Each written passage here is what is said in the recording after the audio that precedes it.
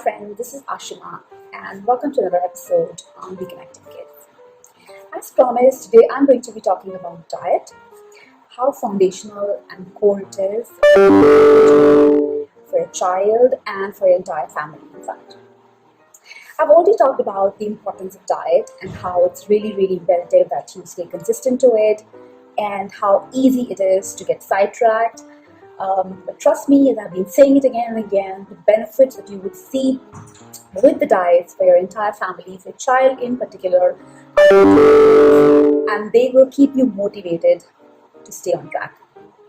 So what do I mean when I say diet? Well, there are certain foods in our diet to the child's gut. A lot of symptoms that you're seeing in your child can be attributed to a leaky gut, to an inflamed gut. And some of these foods that we are giving our children actually contribute to the problem. A lot of time I have seen that the foods that the child is addicted to, we know that a lot of our children are picky eaters, they have strong aversions and strong food preferences. The food that these children eat are often the ones that they are intolerant to. And I will talk about the whole connection and how really your microbiome really decides your behavior and in turn decides your choices for the food, but that's for another episode. Right now, I really want to focus and give you an outline of what a diet, a healing diet really looks for you and your child. So the step number 1 for diet is eliminate all the foods that are causing inflammation. Now, how do you find these foods? Okay? Well, there are tests available. First of all, there are tests available that really will look at, it's a blood test actually, which really looks at which are the food that really cause an allergic response, an immune response actually from your body. Tests actually are 2 kinds of allergy tests.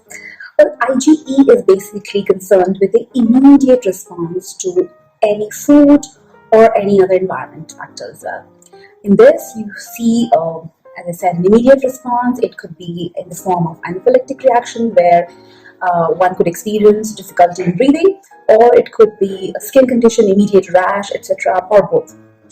The test for it, as I said, is different. It's called IgE because it really looks at the immediate reaction that your body produces in response to coming in contact with any such food. We're talking about food right now. IgG, on the other hand, it's really looking at a more delayed response, a more chronic response, where it is indeed harming the body. These kind of foods are producing a response, an undesired response from the body, but it happens over a period of time. It's a delayed response, okay? And depending on the severity that some of these tests could tell you, you would be able to gauge how bad they are for you, for your health. Again, as any other test, the reliability of some of these tests is also not 100%. There are false positives also seen, and often there tend to be misses in terms of negatives as well. Another way to really look at, as I said, is elimination diet, where you could be looking at maintaining a diary. The first and foremost is you need to look at the list of foods that you want to eliminate. We have only talked about today gluten and casein, right? These are the 2 top irritants in terms of elimination. What you could really do is you can remove these 2 foods from your child's diet for a period of time, let's say a month. Okay, for a month you have completely removed them to the extent possible that you could do, and then start recording. Keep a diary. Keep a diary any which ways for any of the behavior that you're seeing when you have embarked on this journey. It's good to really record, make videos, keep pictures, and then keep a note list of what could these, what you're really observing on day-to-day basis. And once you've eliminated these foods and you have also started maintaining a kind of a note or a diary, after a month and a half or so, pick one food. Let's say start with gluten, okay, and start giving gluten for your child as you normally were, right? Like if you're already making parathas or making chapatis, start making that, with gluten, with wheat, of course, and start that. And now start noticing any of the behaviors returning or new behaviors coming in. It can be the response time is anywhere between 3 to 15 hours. So, you need to be really on the lookout of, what you really see. And once you really see some of the new behaviors coming, or old behaviors that had gone away during this time of elimination are coming back, you really know for sure that the gluten is the culprit. And that's the same way you could do for casein as well. These two foods, in my experience, working with so many families, so many children, are to be eliminated, at least in the beginning itself. Okay, I get a lot of queries, a lot of anxious questions from parents that, oh my god, my child will never be able to have milk, my child will never be able to enjoy foods. I have two things to really say to you. If it's crossing your mind, you're not alone. Okay, please don't feel bad that you're not doing enough if you are really having doubts and having difficulties with the diet. A lot of parents have faced these. However, the diet, as I said, is foundational. Okay, I would rather have a child that I've deprived with some of these things than a child who's really constantly sick and engrossed in his world and misses out on life itself. Right? The choice is yours. And in fact, once you have come to a point in your child's journey where you have healed the gut and you have actually worked on some of the symptoms, they have gone away, you could actually, what I call the cheat days, actually do some cheat days. I will be speaking about that. I don't want to talk about the cheat days at the beginning itself, but there are ways in which you could, on and off, occasionally give these foods to your child, an occasional treat of ice cream, let's say, and then I will tell you how you can incorporate what you can give your child with so that you don't see the same reactions. Again, it's an exception, not a rule. We cannot follow that to begin with itself. The diet, as I said, is essential, it's crucial.